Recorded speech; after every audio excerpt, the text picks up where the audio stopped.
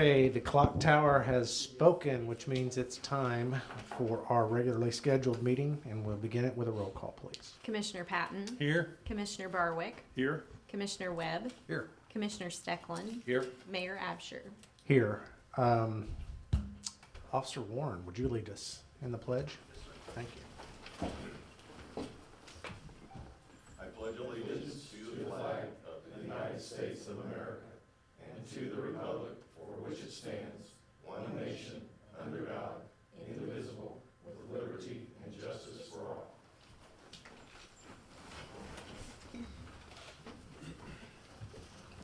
Before we do public comments, our guest, Detective Sergeant Warren, is here to talk to us about the Polar Plunge this year. Yes, sir. This is our 15th year participating with Special Olympics. Basically what Special Olympics is, it gives athletes with intellectual disabilities the opportunity to compete in a wide range of sporting events. Special Olympics also helps them with their training, also sits them to a Special Olympic in other countries. So what we do is get together, myself and Officer Morse, and we get a team together and we go out. Well, this year it's virtual, but usually go out to Wren Lake every year and go take a dip in Wren Lake, hopefully when it's halfway decent, but we'll see how it goes. This year what we'll probably do is go to Mermet Springs and go jump off the beach over there if we can get everybody together. So basically what we're doing is just looking for another pledge from the city to help us out with this great organization. Steve, I'm sorry. since you're here, did we line item this one last year? Do you recall? I don't recall. Okay. I probably should have looked it up and forgot all Yes, we about it. did. Okay, so I think we will be able to oblige you. But did you have something else to? Oh, well, I was going to pass these out because, Sure. you know, it's always good to get the pledge, but we're always looking for those extra team members because it's that little coffer for all these athletes. So, and I was also, Steckland was wanting to do that. I wouldn't doubt that. But I was also advised if get Mr. Patton to do it, we get an extra $20 donation. Really? Yeah, I can't say who did that, but you know, but if you jump in the water, I'd be happy to tell you then. What's the date again? March 6th. Count me in. All right. So Oh, wait basically, a minute. I'm supposed to be out of town that day. It's too late. all right, I'll just give you these flyers and we appreciate your guys' donations for the city's donation. Okay. Thank you. Thank you. We did not have that part of the consent agenda tonight, so we'll need to, did we? No, but it's a small enough amount that it can just be approved. Okay. Thank you. Thank you, sir. So unless you guys object, I'll approve that administratively tomorrow, and that is a great program. Our team is also called Copsicles, if you just have to go online. Copsicles. Were you planning on leaving? I mean, were you If you leaving? need to stick around, I can't. Quick question, is Chief part of the Copsicles plunging? Yeah. I've been trying to get him there because, you know, What? someone at, Then I will go on record as saying, if you will plunge, I will plunge along. oh, Right here, no thinking about it. I cannot. Gotta have your I answer. donate money. I tried this So one. will you match what I donate? Oh my. Uh-oh. You threw it out first. Say yes. Sure, yes, I will. Okay. And then if I plunge, you double how much I raise. On that. Be a good one there. This is working out rather well for you. I want to stick around a little while longer. I would stay if I I were was you. gonna This say, is I getting just go there good. and start being an auctioneer or something. You are welcome to leave. I was just teasing you. All by the way. right, thank you, sir. You guys have a My good one. wife, she said you can donate, you can't plunge. I'll talk to her. I think you've got a good reason. Right? Yes, sir. Okay, so we'll go on with item 4 is our public comments section, audience to visitors. This is regulated by 2 ordinances, 3128 amended by 3134, both of which are up here on the counter. I'm not sure if I see anybody in the audience that wants to speak, but obviously if I'm mistaken, raise your hand or something. And do we have any callers, Cody? There's one. Okay, the caller that it's joining us on the WebEx, would you like to address the council?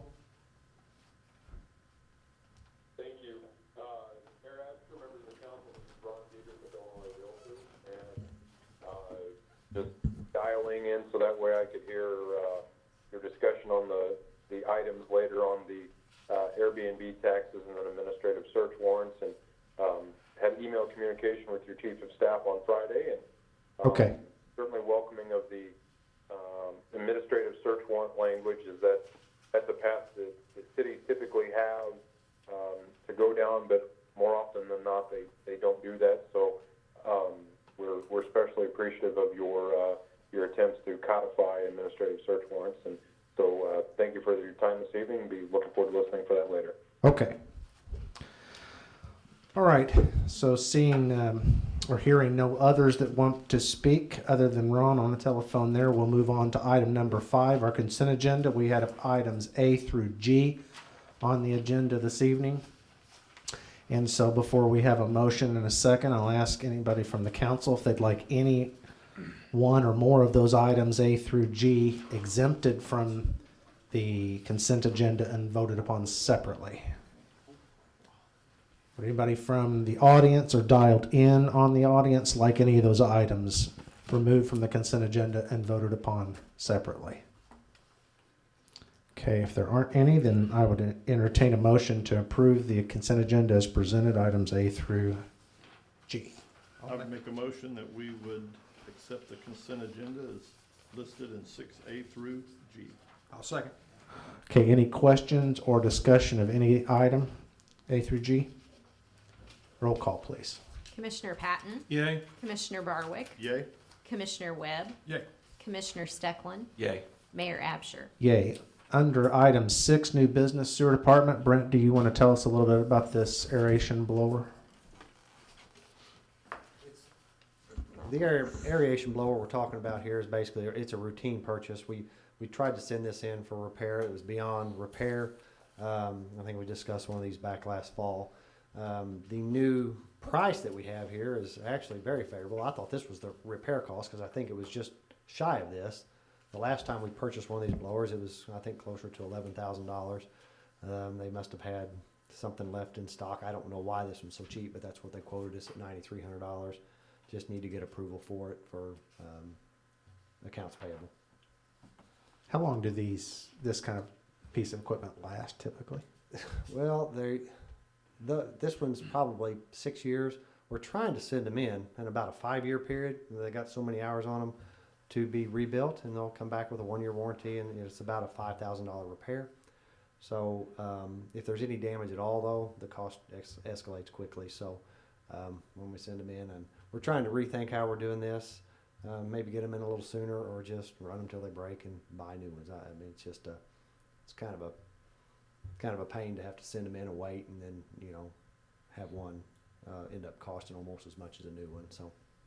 What's the warranty on a new one, Brent? New one's 2 years. 2 years? Yeah, the refurb is a 1-year warranty, but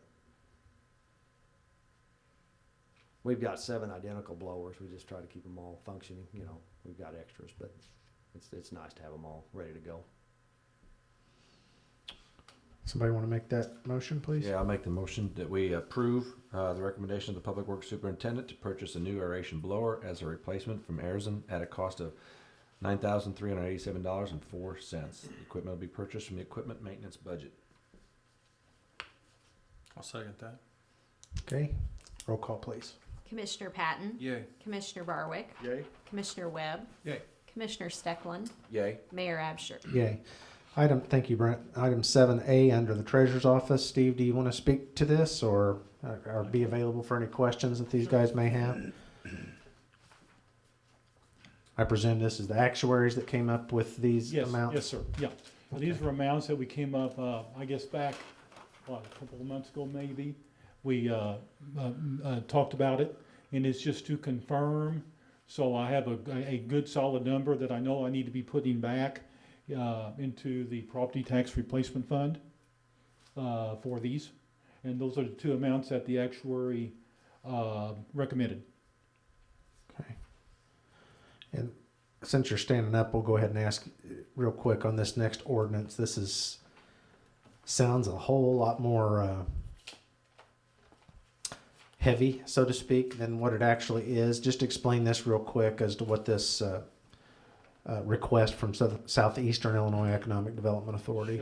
Sure. Yeah, we're allowed every year, the state, based upon population, we're allowed, they issue, where we can issue what is termed private activity bonds. As if we had some kind of special venture we were going to go in, which wouldn't qualify under our normal tax exempt.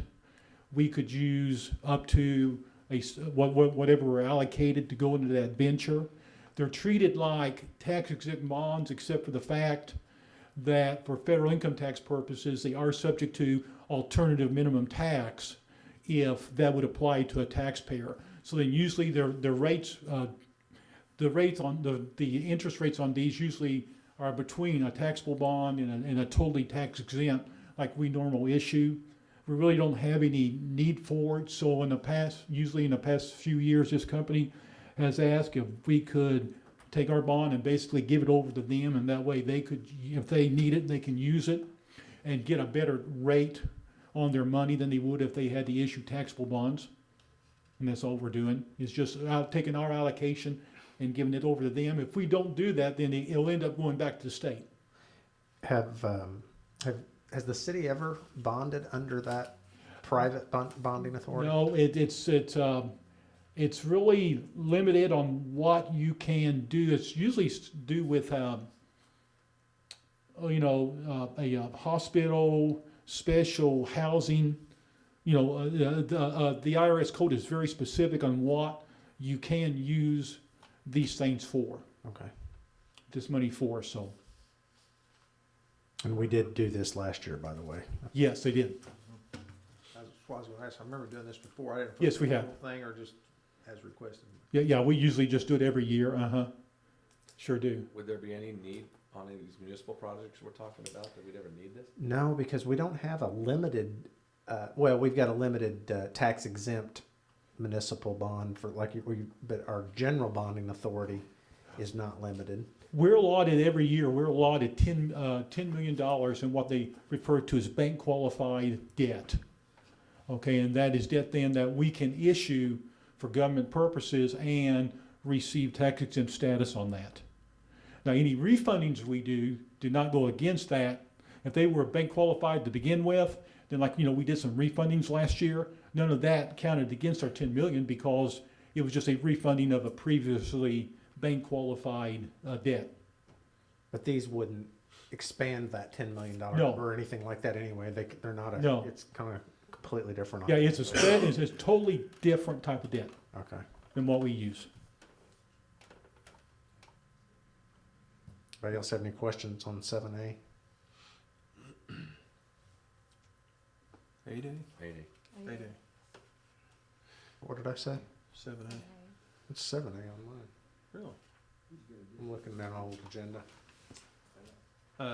That being said, if we're ready, I would make a motion to approve the recommendation of the treasurer to make annual contributions to police and fire pension funds in the amount of $1,217,031 and $720,967 respectively. Second that. Okay, roll call, please. Commissioner Patton, Yay? Commissioner Barwick, Yay? Commissioner Webb, Yay. Commissioner Stecklin, Yay. Mayor Absher. Yay. And we need a motion on 8B. But also make a motion to approve the ordinance 3704 seating unused 2021 private bonding authority in the amount of $1,938,200 to the Southeastern Illinois Economic Development Authority. I'll second. Okay, roll call, please. Commissioner Patton, Yay. Commissioner Barwick, Yay? Commissioner Webb, Yay. Commissioner Stecklin, Yay. Mayor Absher. Yay. Cody, you want to explain item 9A, please? Yeah, so United Medical Response, which is the city's contracted EMS service provider, has reached out to the city. We have and Chief Fitz could probably speak to this as well. We have a camping trailer that has been set up as kind of a base operations center. Once all the flooding happened back in the late 2000s, FEMA had donated several of these campers to local EMA districts, ourselves being one of them. Since 2008, which is, I believe, when we received this camper, we've used it twice. One of which was the last time, which was at the Hank Williams Jr. concert, which was 5, 6, 7 years ago, something like that. So cities never really utilized this. United Medical Response has requested it be donated to them, or has requested this camping trailer so they could set it up as a operation center for themselves, and they intend to have more use out of it. They've mentioned using it as a cooling center at football games or different events during the summer.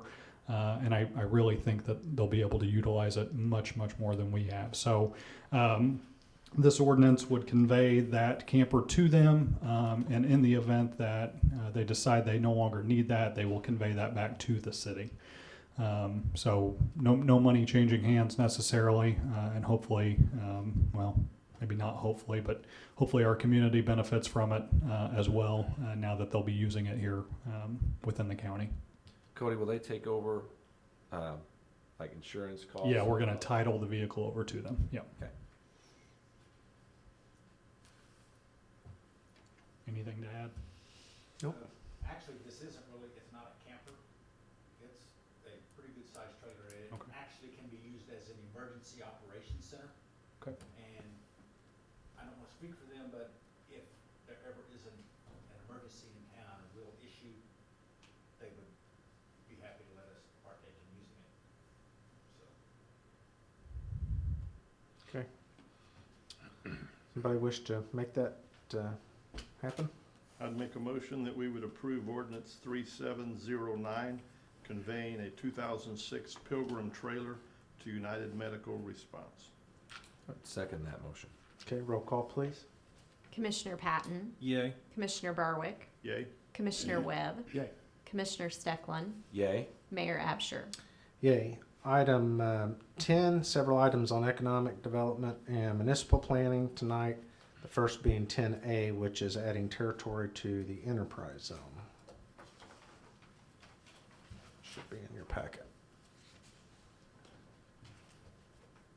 I would make a motion that we approve ordinance 3702, adding the territory to the Williamson County Enterprise Zone. Second. I would second that. Okay, any questions? Roll call, please. Commissioner Patton, Yay. Commissioner Barwick, Yay? Commissioner Webb, Yay. Commissioner Stecklin, Yay. Mayor Absher. Yay. Item 10B is similar to the last couple of meetings. We've had some surplus property that failed to sell when we bid it last fall, and now some more interested parties have made bids on some of these properties. I'll make a motion to approve ordinance 3703, directing the sale of previously advertised surplus property located at 1006 South Liberty and 301 South Future Streets to Shane Walker for $500 each. Second that. Okay, roll call, please.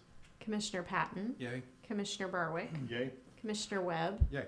Commissioner Stecklin, Yay. Mayor Absher. Yay. Item 10C is the vacating of an alley between North Market and North Van Buren. Yeah, I'd make a motion to approve the ordinance 3705, vacating an alley between North Market and North Van Buren, maintaining a utility easement. I would second that. Okay, roll call, please. Commissioner Patton, Yay. Commissioner Barwick, Yay? Commissioner Webb, Yay. Commissioner Stecklin, Yay. Mayor Absher. Yay. Item 10D is new business coming to town on a redevelopment agreement with them, ordinance 3708. I'd make a motion to approve ordinance 3708, a redevelopment agreement with Joe's Pizza of Marion Incorporated. I would second that. Okay, roll call, please. Commissioner Patton, Yay. Commissioner Barwick, Yay? Commissioner Webb, Yay. Commissioner Stecklin, Yay. Mayor Absher. Yay. Item 10E and F are both inducement agreements for potential developments in a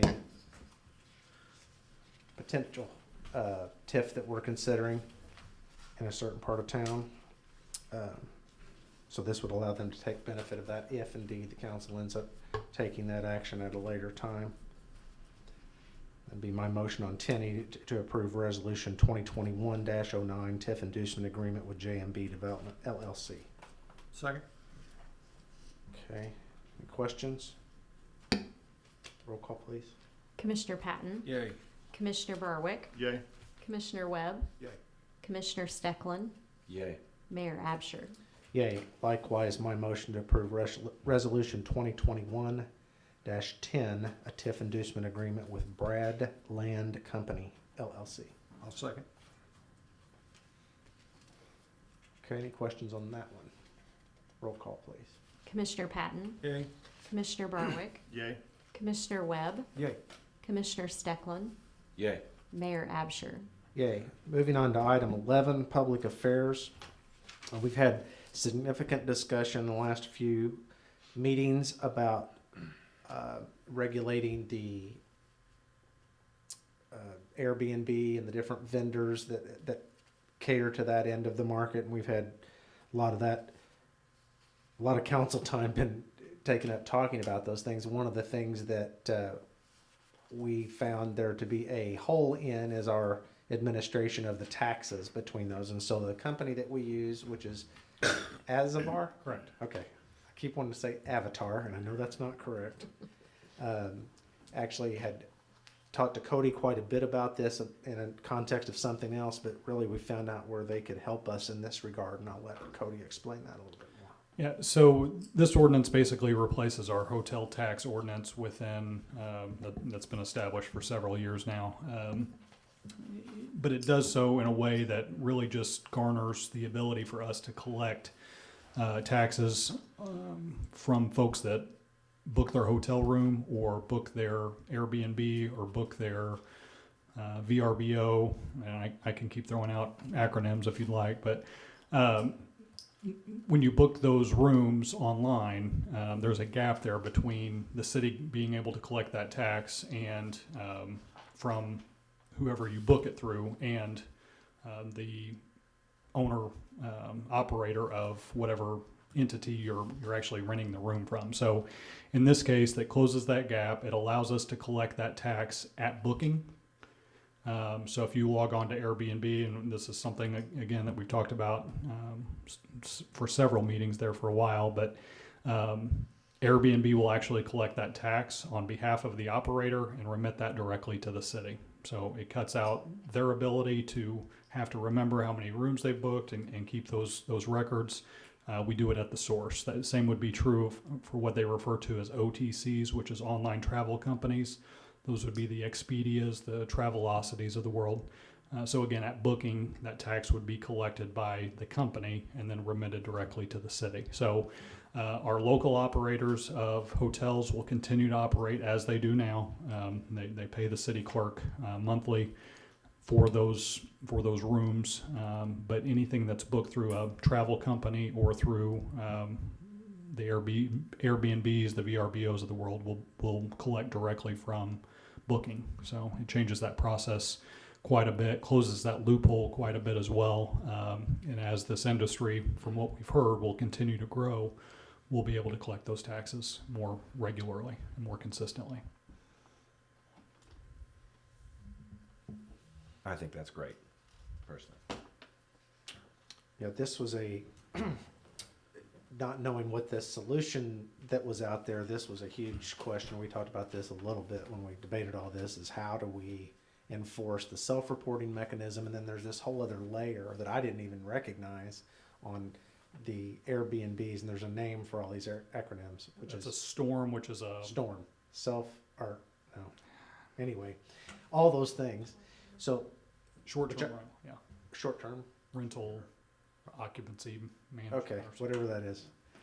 Got so many acronyms in government service, let me tell you. But this math is way off, but just for ease of math, the piece that we were even before, had we not passed this and it was self-reported by somebody that listed their own place on Airbnb, they pay a portion to Airbnb for the right of advertising it. I didn't realize that. I thought it was well, I'm sure it is a percentage, but nonetheless, we're missing out on that self-reporting mechanism of that part.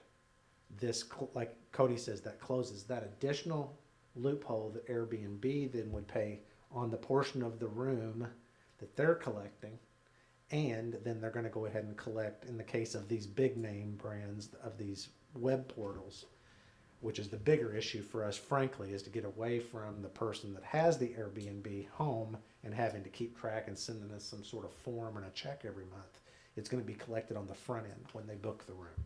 Yeah. Just like a hotel room would do on Expedia and whatever. So Well, and I want to give credit to Wendy. She had researched several legal cases as well that kind of dealt with this. And apparently, several years ago, there was a Supreme Court case, and the resolution of that came language that is kind of adopted amongst every municipality that wants to engage in something like this. And so she's verified that the language is legal and that it would hold up to any kind of court challenges and that kind of stuff. It's the best approach to the issue at hand. So, but like you said, John, it's a big find in that I didn't even know this existed. And I give Cody credit and Wendy credit for that, because I didn't know this thing existed. And for working with you guys and identifying this and even giving us the language of this. So that's what this is all about. well, and there's another piece to this as well that I've got Tammy involved in. And so they give us a platform where these companies will actually remit their payments to. So instead of just sending the city a check, which is probably not something that Airbnb does a lot of, actually writing checks,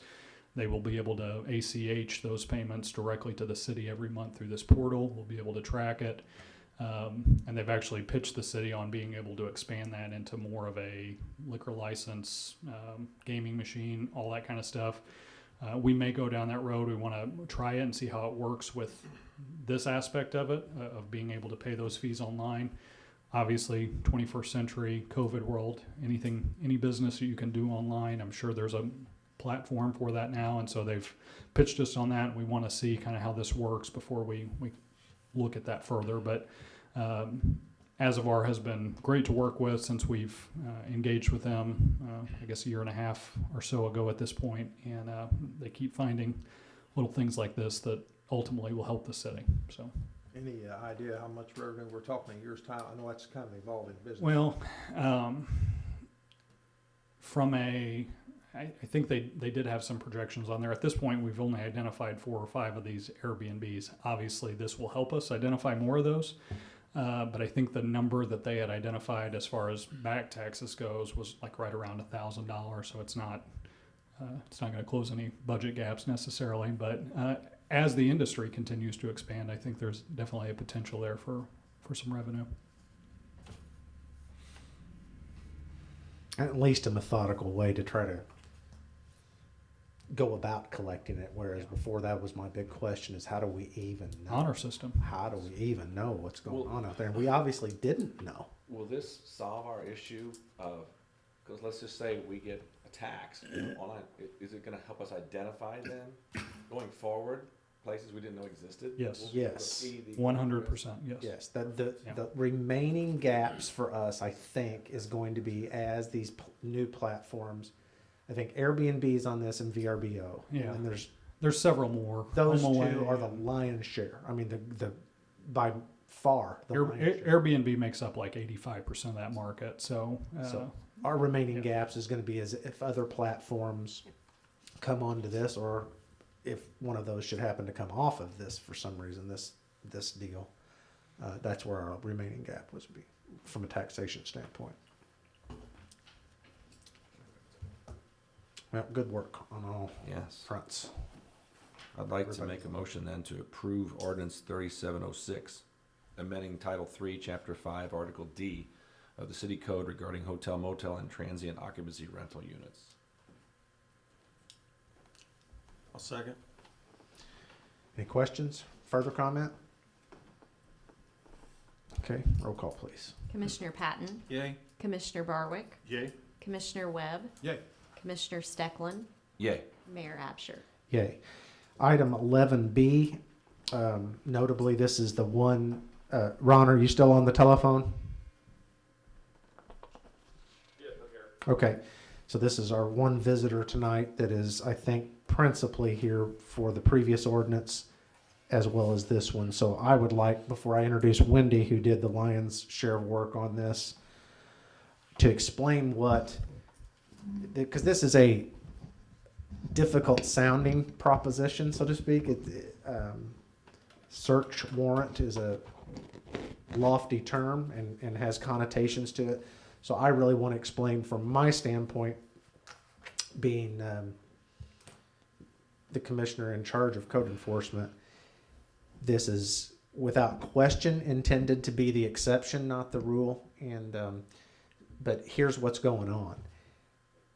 We have got a handful, literally, handful of code, what we believe to be code violations that are literally health, safety, and welfare violations. Now that, I distinguish that from, like I don't know, something, stairs, not being enough stairs up to a house, or a site, something that's maybe not meet a building code. I'm talking about something that there's a sewage problem, okay, that's inside of a home.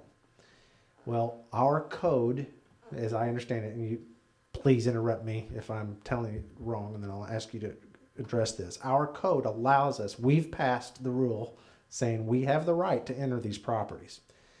But when it comes to personal property, there are other other steps that we have to go through if that individual refuses us access to the property. And in some cases, if they're not the authorized individual, in other words, it may be a renter that is refusing, maybe the owner's not, we've got to identify that, maybe that ends up being an issue. There are certain things that go on, and they are rare, thank goodness, but rise to such a level, and I'm using this one very specifically when I'm talking about sewage. I don't think it takes a very livid imagination to imagine something that might be going on, that we think, and we have good reason to think that there's something going on with sewage in there, but for whatever sets of circumstances, whatever going on this property, they refuse us access. Even though our law says they must, outside of a judicial order, we cannot forcibly enter the property. We literally have one or two of these that we're dealing, really one that we're dealing with right now that is so acute that demands that we consider this, and that's why this is there. We need to go to a judge and explain what's going on and beg for the court to allow us to enter this property and mitigate this. It's threatening other neighbors.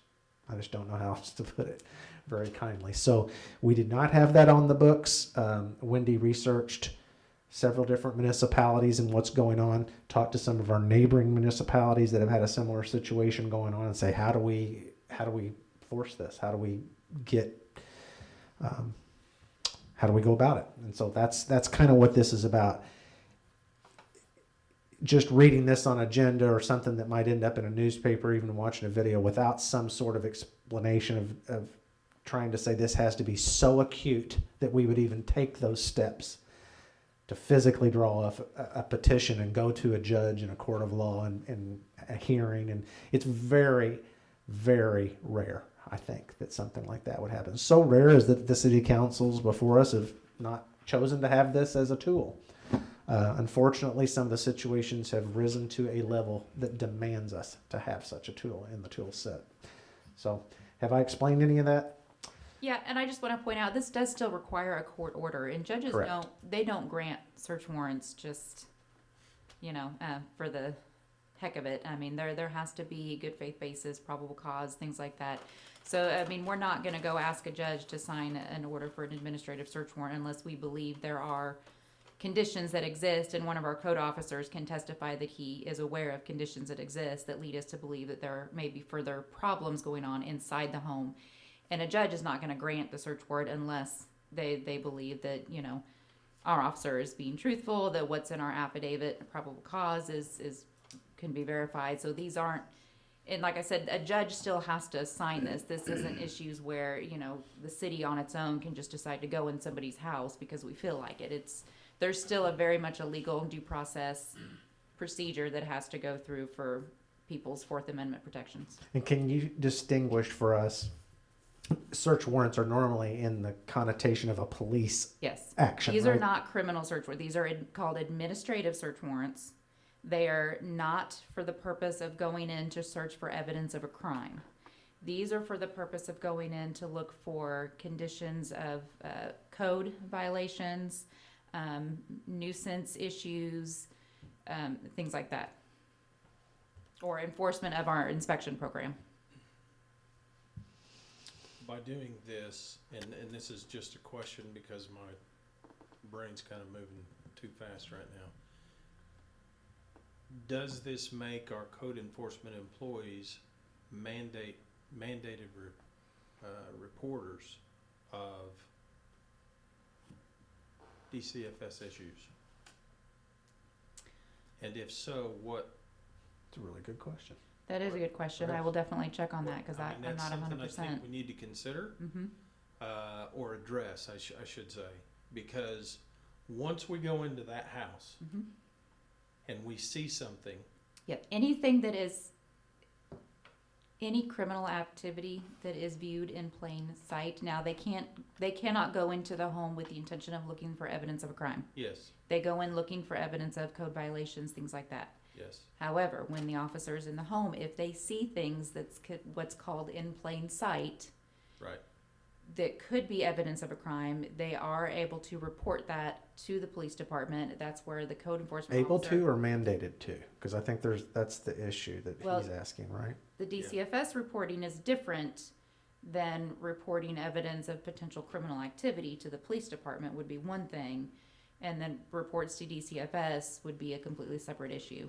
And I'll have to check on that. I don't know. Well, I guess my question is, let's say we go in to check somebody's sewer, and while we are in there, we see evidence of criminal activity, but we also know that there are children living there as well. That's where I guess my question comes in. I'm okay with the criminal activity and contacting our police department. The part I'm a little skittish about is the kids and their involvement actually living there. In my opinion, we also need to report that as well. I agree. I don't know. I would have to research whether it requires them to become mandated reporters, Yeah. the way that's defined. But I would agree, anytime they see something that causes a concern, we would always want to make a hotline call. Yeah, going back from my school board days with this, I think that's pretty limited to some extent from a statutory standpoint of who has to report. Yeah, I don't know that it automatically makes them mandated Yeah. reporters, but I agree that if Yeah. they were to ever see anything that caused concern, a hotline report would absolutely be Yeah. necessary. I guess that's my question. Chief, you have Something that's all. something to contribute with this? I'm very familiar with the exact property you're talking about, and anything like that property or any other similar, I wouldn't think that our codes people should go there without one of us present from the very beginning. Well, That could take a lot, It- some and- of that worry off your mind. And that's a very good point. And Wendy, I appreciate your notes that you sent us. I think it helped clarify for me anyway. I'm wondering if it ought to be mandatory that our code enforcement contact the police officer. I hate to commit you to that. I wouldn't do that because then I think it would be easy for it to be interpreted as more a backdoor into police search Yeah. warrants, Fair enough. which is not what these intended purposes are. And there's two very different standards for probable cause for a criminal search warrant versus one of these administrative search warrants. And if we start trying to combine the two, then that could become a slippery slope for a potential liability case. And It might even- be a good idea, though, at least to have the police department stand outside, because keep in mind, if we're having to go to court to get a search warrant to go in somebody's house, it's already gonna be a contentious environment. yeah. And I think if our code person goes in, I think we're putting them in danger.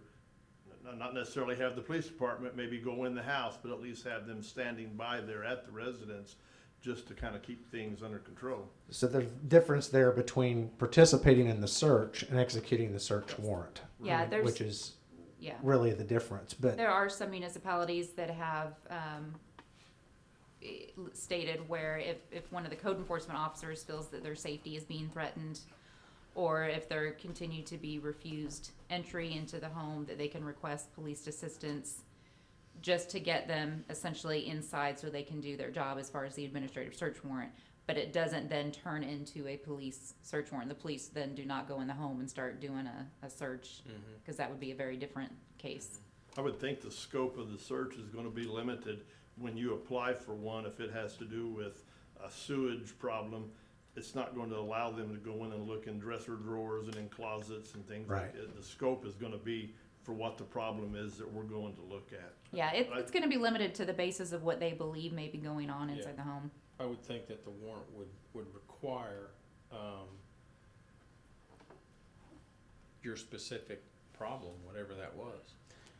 And that could likely be telling enough for DCFS purposes. Yeah.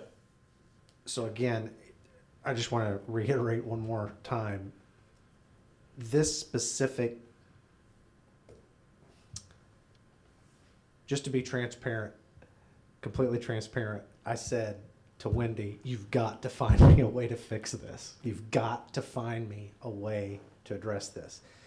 Literally, there's a neighbor. I'm less concerned with what's going on inside the house as what's flowing outside of the house and terrorizing somebody that lives there, paying their taxes, being a law-abiding citizen. And I'm so tired of taking that phone call from this elderly person that's lived there since, well, for 44 years and not having anything that I can do about this situation. My point in saying this is I expect this to be so rare and it's so resource demanding, frankly, on us that I don't see us executing lots of this or even having requests for a lot of this. There's got to be a very, very acute and specific thing that we're trying to find out and mitigate that we're just literally being obstructed from.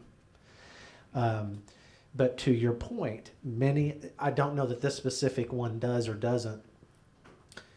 Chief seems to be familiar with what we're talking about, but yes, many, many times, a lot of these kinds of acute issues have complicating issues that tend to go along with them. And so I completely agree with what you're saying. I just want to be very careful that we're not using this as anything, which we're not intending to in any way, but it's got to be a administrative search as opposed to a criminal search. But this DCFS question is a very interesting one. I commend you for thinking of that. I didn't think of that at all. Really good question. So can you research that then, and presuming we pass this, Absolutely. get back with us either via email or at a subsequent council meeting? That's a really interesting one. So we should pause that one? Well, Should we go ahead and approve it pending what Wendy finds out? Well, depending on what I find out about whether it turns our code officers into mandated reporters, does that change your opinion of I the don't think ordinance? it doesn't mind. Then I see no reason to table if you guys are willing to vote on it. to me, it doesn't change. I mean, I mean, well, whoever's a mandated reporter is or isn't. So I think it's something to be aware of, and a very good point if we have some other thing to comply with. But our need isn't changed Right. I agree. by that outcome, in my opinion. I agree. I think I think it would just help clarify, not only for us, but for obviously the code enforcement guys too, people too. Well, I'm sure she'll find out prior to our next council meeting, but we will review this in a council meeting for the public's consumption too, so that make sure that we're being transparent with that. I would think it would be unconscionable, though, if our code enforcement officer went in looking for a sewage problem and saw something going on as far as abuse to a child, and then we told him, no, you can't report that. I mean, if he's on the front porch and sees something, he can report it. So I don't know.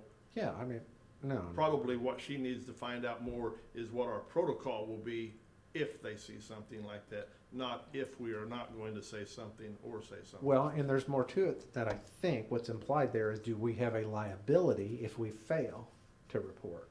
Wouldn't that be part of your implied question? I mean, that's what I read from it. I'm not an attorney, but I don't see how we wouldn't if we didn't make notification Agree. So, I mean, And I would highly recommend checking with the school district or whoever else that the mandated reporters are as far as the protocol to follow if that were to. That one I know the answer to. There's an 800 number. You have to call. Everybody has to call, whether it's a superintendent, whether it's a school board member, anything else. There is that. I mean, it is cut and dry. Okay. And then there's a process that they, so many hours they have to respond by and so forth. So that's not hard to figure out.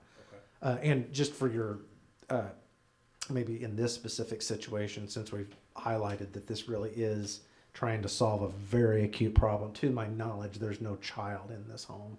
It's my understanding there are no So children in this. that is certainly not an issue in this specific instance. So I think we've got some time to figure that out. I guess until they get inside, we don't know for sure, but it's my understanding no children had ever been seen at this home. Yeah, that's never come up that I know of. Ron, since you're on the phone and been patient, do you have anything to add? And I will. Could you reintroduce yourself? Just I don't know if they caught that from before. Who you're with? Sure. Ron Diedrich, I'm the local government affairs director with Illinois Realtors, and as I said in my public participation at the beginning, I appreciate the city going about this because too often municipalities, especially up in the suburbs and sometimes the Metro East, again, there's life and safety considerations, and certainly the examples that the mayor's highlighted and your chief of staff highlighted in his email would be exactly those, things where you would want an administrative search warrant. Too often our organization sees cities that cut corners and stuff that may not be life and safety. They just go about it without with disregard for the Fourth Amendment. So I would just close in that we appreciate you respecting the Constitution and at the same time, obviously, achieving the objectives of life and safety for the betterment of Marion. So that's all that I would have to add, and thank you. Okay. Okay. So what's your pleasure, gentlemen?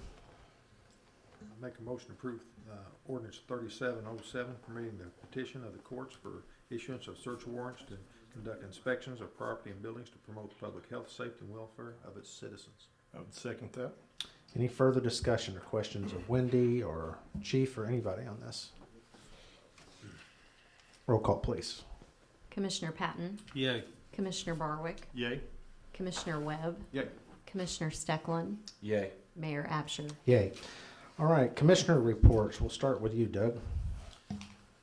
Well, I thought I was going to be able to ride on Steve's coattails. He sent me the sales tax information, but I haven't had a chance to review it, so I don't have anything to report at this point. Okay, Commissioner Barwick. Yes, I have several reports. The first one from the Marion Police Department for the month of January 2021. There were 56 city ordinance violations, 18 warrant arrests, 309 incidents reported, 103 traffic accidents, and 11 DUIs. During the month of January, there were 4,106 dispatched calls, 2,991 911 calls, and 299 ambulance calls. The Marion Narcotics Unit for the month of January had 24 case initiations, 32 arrests,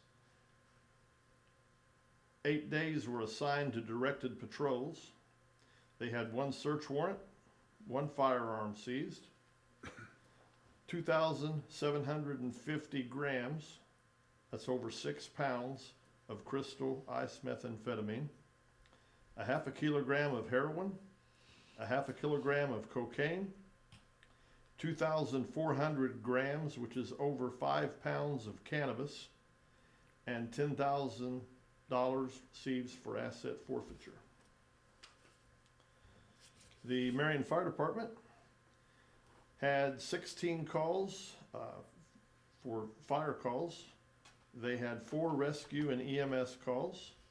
They had 12 hazardous conditions with no fire, 9 service calls, 9 good intent calls, 13 activated alarms for a total of 63.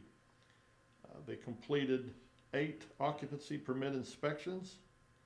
They completed 11 annual safety inspections for a total of 19.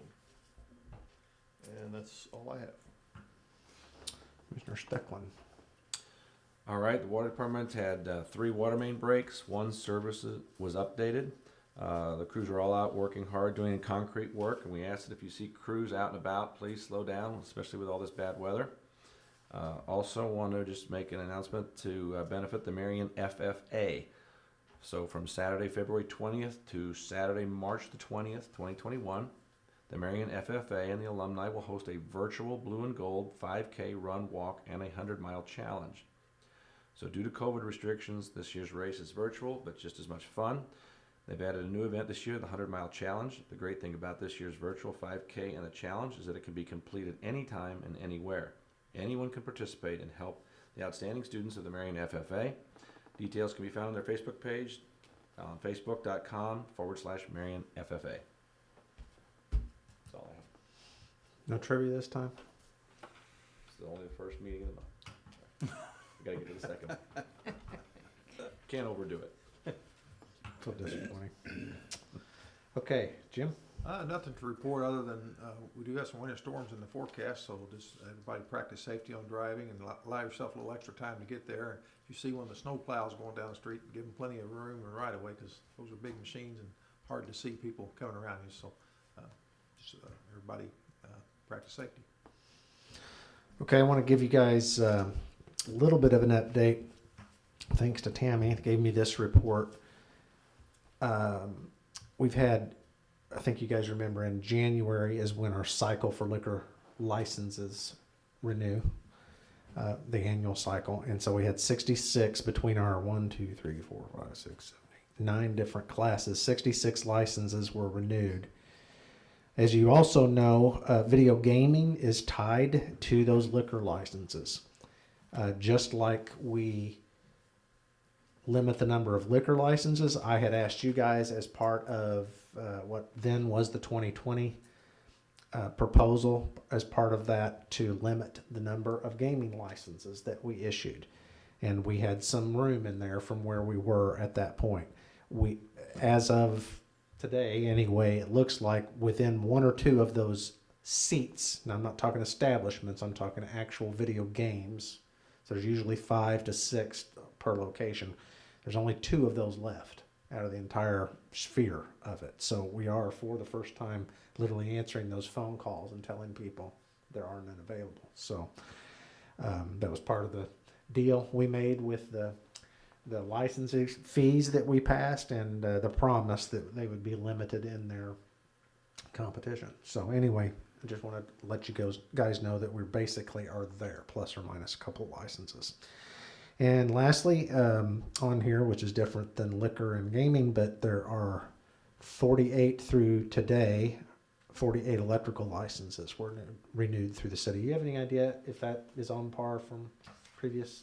It's kind of low, actually, but those kind of trickle in throughout the year. Oh, okay. We have some people that faithfully renew them every January, and then we have some companies from out of town and out of state that will only renew if they're planning on working here, or if they're bidding a project here. So that one fluctuates more, and they know that they aren't penalized if they don't make the January 31st date. So some of them get in here a little late sometimes. Well, and we have had a lot of economic issues, Right. with especially this last year. So we have allowed some people a little bit of grace, maybe that couldn't pay or were slow paying, even on some of these liquor licenses and that kind of thing. But so maybe there's some of that too with that industry. There I could suspect. be, yeah, maybe, some of them aren't doing as many projects, and they don't need our license right now. They may be working in other municipalities. Are those yearly as well? Mm-hmm. Yes, they are. Yep. Okay, that was my report. So anything else to come before the council? Anybody have any topics? I'm not been made aware of any for closed session. I don't have any topics. Okay, if there's nothing else to come before the council, I'd entertain a motion to adjourn. I'll make a motion to adjourn. I'd second that. Okay, roll call, please. Commissioner Patton, Yay. Commissioner Barwick, Yay? Commissioner Webb, Yay.